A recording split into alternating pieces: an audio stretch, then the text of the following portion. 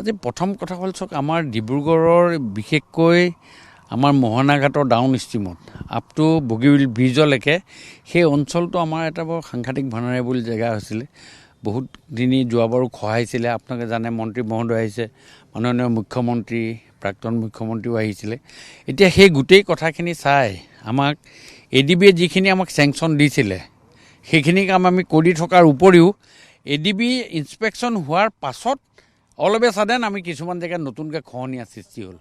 এতিয়া সেইখিনি আমি দূৰ কৰিবৰ কাৰণে আমি আমাৰ 15 ফাইনেন্স আৰু SOPD আণ্ডাৰত অসম চৰকাৰৰ দ্বাৰা সেই কামখিনিও আমাক কৰা হৈছে।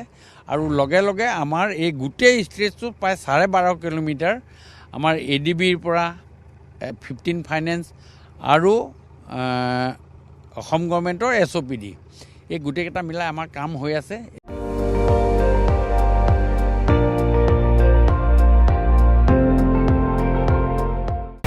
আপুনি চাই আছে ND24 সৰ্বশ্ৰেষ্ঠ নহয় সৰ্বোত্তমৰ দৌৰত।